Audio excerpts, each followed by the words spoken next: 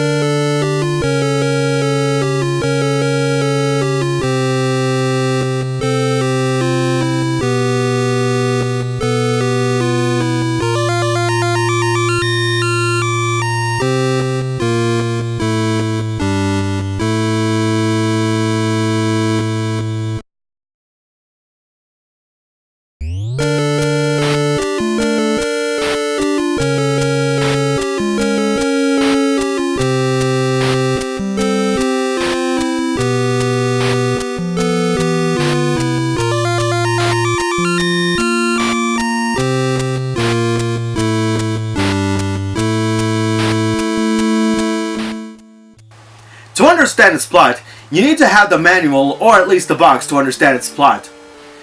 Basically, the whole setting is on the 666th year. Yeah, 666. Yeah, use those numbers to actually make the game so morbid in terms of the game setting. Now what happens is that during that year, an evil wizard by the name of Blackslayer has ravaged the land, and without that much power left, the Crimson King, King Ronnie IV, sent his retainer Ozzy to take care of his twin sons and teach them the arts of a cleric. However, after nearly 2 decades, Ozzy has passed away through illness, leaving Randy and Zack to not only save the world, but also get back the 5 sacred emblems that belong to their family. However, Zack ended up missing, so it's up to Randy to not only save the world, but also save Zack and get back the emblems himself.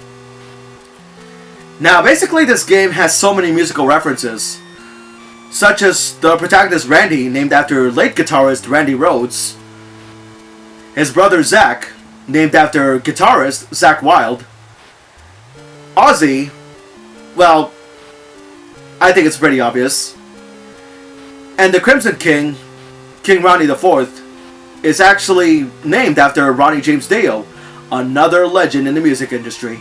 Even the title, Holy Diver, is named not only after one of Dio's successful albums, but also after the song of the same name. And both the music video and the game are both medieval themed, with the only difference is that the game's setting involves fantasy and macabre. So unless you have the manual, you won't know what the heck is going on with the plot. As for the gameplay, immediately that comes to mind is that it plays like Castlevania, but unlike Castlevania on NES, you can actually influence Randy's jump in mid-air, which actually helps with platforming. Your main method of attack is shooting short-range fireballs, and you can shoot upwards to attack enemies from above. You also have access to your first spell, Twin Fire, which lets you shoot 2 fireballs in one shot. although you lose MP from doing so use it sparingly. There are only 6 stages in the whole game, but I'll get this out of the way now that just like the NES Castlevania games, Holy Diver is actually very difficult. Even so much as the first stage, there will be enemies coming from all sides.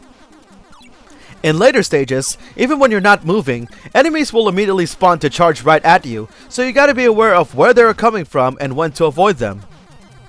Playing with a regular NES controller is not recommended, so you're better off getting a controller with turbo functionality. However, by killing enemies or destroying blocks upon obtaining the bracelet, you can get hearts to restore HP or blue mana orbs to restore MP, and there are also red and blue potions that fully restore HP and MP respectively.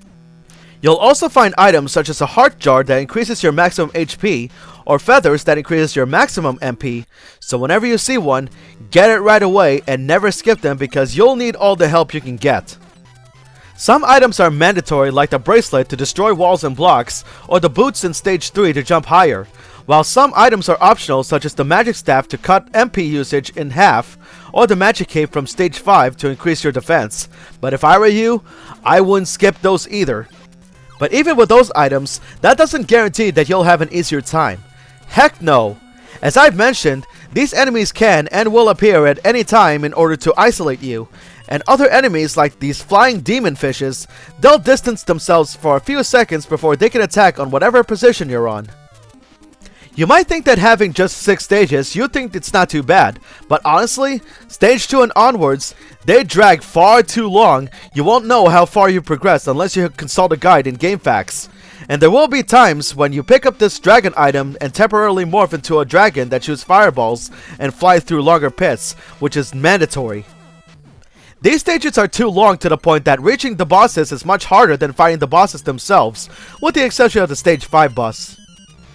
Fortunately, like Castlevania, continues are infinite, so you can try as many times as desired, and at the very least, there's no time limit. The first 4 bosses are not too hard to fight, as long as you memorize their patterns, such as the satyr in stage 1, who jumps over you at whatever position you're standing on, or the parasite in stage 2, in which you can destroy its projectiles. Also, whenever you get killed in a boss match, you'll respawn immediately to the boss with all HP and MP restored, which is convenient. Each boss you defeat, you earn a Crimson Emblem, which grants Randy a new spell, like getting the Blizzard spell from the Satyr, which freezes lava and weaker enemies, or a spell called Overdrive, which has 2 spinning blades protecting Randy. You can only equip 1 spell at a time, which means you have to pause the game, select the spell you want, then press select, which turns Randy blue, and then use the attack button to activate the spell, but use them wisely as it drains MP. Just look at this. There's a 1-up icon inside that lava, and the only way to get it is for me to slowly sink in while having my HP gradually draining, then use the Blizzard spell to freeze the lava and destroy the blocks before it wears off. That is a jerk move. For goodness sakes, there's just so many enemies that don't want to leave me alone, and they can also come from above or below me. I had to use the Blizzard spell often just so I can run away and get these stages over with. But some enemies are immune to Blizzard, so I had to frantically pause the game to change to a different spell just to save my hide. As far as the graphics go, the game sure feels like Castlevania. The sprite work on Randy is not much different from that of Simon Belmont. The stages are nicely designed for the most part, fitting the medieval macabre theme, but Castlevania seems more detailed than that. And for a minor nitpick, I don't know if the game is designed that way, but in some stage transitions, such as Randy flying to go to stage 5, the graphics of the night sky is glitched up. Not sure if it's intentional, and a similar thing happens when Randy rescues Zack at the end of stage 5. The music, however, there could have been more variety, especially when the music in stage 1 and 2 are being reused in later stages. The songs may not have anything to do with the actual Holy Diver music video, but the songs are decent at least. So basically, it plays like Castlevania, only instead of a Belmont, you're playing as a cleric. As hard as the game is, I still enjoyed a tough challenge, and with all the spells I acquired, it actually prompted me to keep going with the game. But at least one good thing about this is that the game is actually quite generous of restoring both your HP and MP in case you get killed a lot. Not to mention, what kind of makes this easier somewhat is that you also have infinite continues, and you do have an infinite time limit. However, this game is too hard for its own good. I'll give a score at least a 7.5.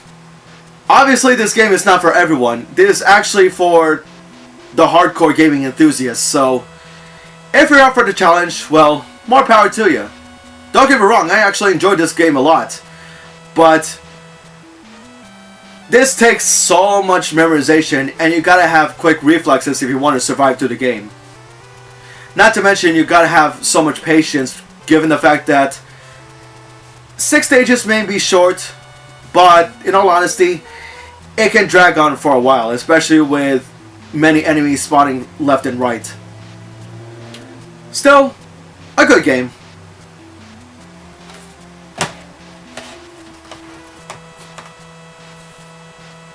Anyway, thank you for watching this video, and if you like this video, then don't forget to subscribe to my channel.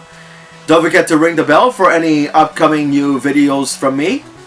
And don't forget to like and follow me on social media. Until then, this has been Musashi X, and I bid you all farewell. Take care, stay tuned, and happy Halloween, everybody!